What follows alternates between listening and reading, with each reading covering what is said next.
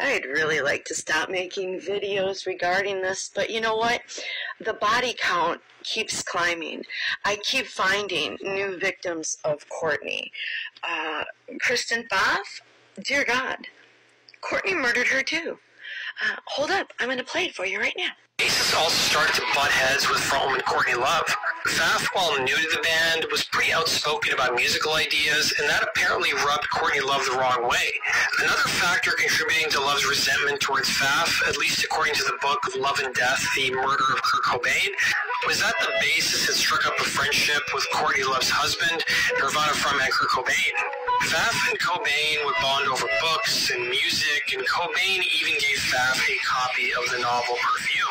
While some have speculated that the pair had a romantic relationship, Pfaff's brother denies that this was the case. Regardless, Cobain and Pfaff's friendship angered Love, with a friend of the bassist, Kathy Hewitt, revealing in the same book, Courtney yelled at Kristen all the time. She wanted to make sure Kristen knew who was boss. I think Kristen was afraid of Courtney.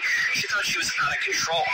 By early 1994, according to Pfaff's mother, who told the Buffalo News, her daughter suffered a near-fatal overdose. It was around this time Pfaff headed back to Minneapolis and awaited Hole's tour to start for their new album. However, these plans would be halted when on April 8th, 1994, news broke of Kurt Cobain's death. The news hit Pfaff particularly hard, with her mother recalling in the same book. She was devastated. She lost someone she really respected. They had a lot in common. It was a big wake-up call for her. Kristen stopped doing drugs the day Kurt died. Within a week of Cobain dying, Hole's second record, Live Through This, was released. Some have even questioned the timing of the album's release. The day after Cobain's death made news, Kristen checked herself into a rehabilitation clinic in Minneapolis. The following month, she would speak to a local newspaper where she seemed to indicate that she was done with Seattle and happy to be back home, revealing, "I'm really having a great time doing the things I'm doing now here. Getting back to friends, playing music together, which I really missed. I couldn't get going in Seattle because the local music scene was so stagnant. There's a lot more going on in Minneapolis." Also contributing to her decision to leave Seattle was Hole's inactivity, dealing with Courtney Love, and getting away from the city's drug scene. Back in Minneapolis, Pfaff would rejoin her old group Janitor Joe and embark on a short tour of Europe in May of 1994. Pfaff, for her part, planned on visiting Seattle once more in June of 94 to pick up the remainder of her belongings from her apartment. Her mother would have a bad feeling about her daughter's trip to Seattle, so much so that she asked her cousin Michael, who was a security guard, to accompany Kristen. Unfortunately, due to Janitor Joe's European tour being extended an additional week, it resulted in her Seattle trip also being postponed, and Michael could no longer accompany her. Pfaff would instead reach out to a friend of hers from the local Minneapolis music scene named Paul Erickson to come with her back to Seattle once more. They would arrive in Seattle on June 15th, 1994, and Pfaff would pack up her belongings in a U-Haul truck that her and Paul would plan on driving back to Minneapolis. Erickson had volunteered to sleep in the U-Haul truck to guard Pfaff's possessions, as theft was a huge problem in the area where she had previously lived. That night, Pfaff called one of her Janitor Joe bandmates, who recalled that Kristen seemed in a really good mood and happy to be done with the city. It was at 8:30 p.m. that Erickson recalled seeing Pfaff's ex-bandmate Eric Erlandson enter the apartment and leave about a half an hour later.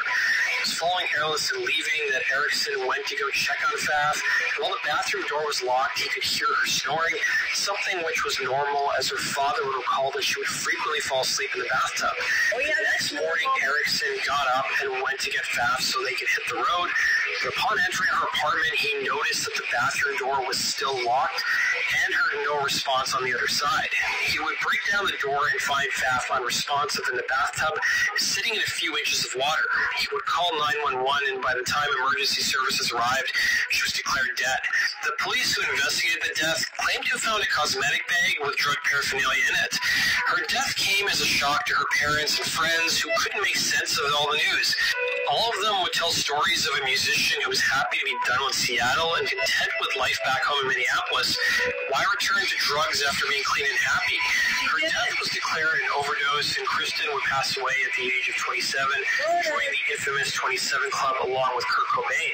Kristen's mother, though, never accepted the police's explanation for her daughter's death, and and pushed for authorities to investigate her daughter's death as a homicide, but the police would claim there was no evidence of foul play. One of the other pieces of evidence found at the crime scene was Kristen's journal, which had several pages ripped out of it. Perhaps one of the strangest part of the story is that the coroner named Nicholas Hartshorn, who conducted the autopsy, was a close personal friend of Courtney Love and also did the autopsy for Kurt Cobain. Kristen's mother would be quoted as saying in the book I referenced earlier, "It concerns me and my family greatly that Dr. Hartshorn did the autopsy. I've heard all about his close friendship with Courtney, and it's a conflict of interest. It scares me. I don't want to accuse anybody of anything, but I have my concerns." It was a sentiment that was also shared by her father, who told the Buffalo News, "It's important for me to let people know in Buffalo that my daughter was not a drug addict. She had a problem and had been experimenting. She was very upset with herself and determined to get off drugs. Now she's dead. It's a terrible tragedy." A representative from the band's label, Geffen Records, would tell the Buffalo News a similar sentiment, revealing she wanted to move out of Seattle. "She told me she was tired of all the drugs going on there and needed to get away from it." Faf's death would happen on June 16th, 1994, and it didn't get a lot of attention according to the book I referenced earlier, as a week prior to her death, a Seattle police officer was killed. The officer who was killed was named Antonio Terry, and he'd be killed in the middle of the night driving home in an unmarked car. He would stop to help who he thought were stranded motorists, but they ended up being criminals who opened fire on Terry, fatally injuring him.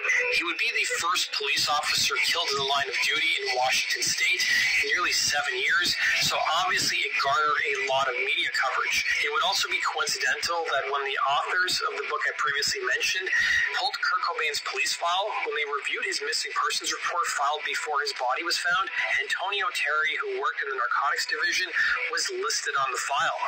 Courtney Love would be interviewed by Rolling Stone in late 1994, where she was asked about her reaction to Faf's death, revealing, "I didn't process it, man. The only time I processed it was when I spoke with her mother. I could not extend in words to lose your child. I had to go over there and get Eric away from the body. Kristen was his lover for a really long time. He'd already broken down bathroom door after bathroom door for her. He kicked in drug dealers' doors." Love would also go on to reveal that following Faf's death, she contemplated breaking up her band whole.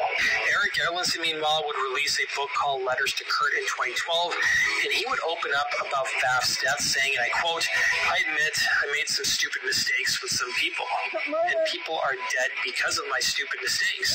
That's what I want to say, and I want to use that so that other people don't make the same mistakes that I made, and other people start understanding. I get emotional about this. We've all lost people." In October of 94, Faf would be inducted into the Buffalo Hall of Fame. Her mother, Janet, would accept the award on behalf of her daughter. When Hole hit the road with her new bassist, Melissa Oftermauer, they dedicated their first show back to Faf, and their 1997 compilation record was also dedicated to her. That does it for today's video, guys. Thanks for watching, and we'll see you again on Rock Culture Stories. Now, you know, and I know, that what was taken out of her journal, the pages that were written out, was everything she knew about Courtney Love and the people that she murdered, like Kurt.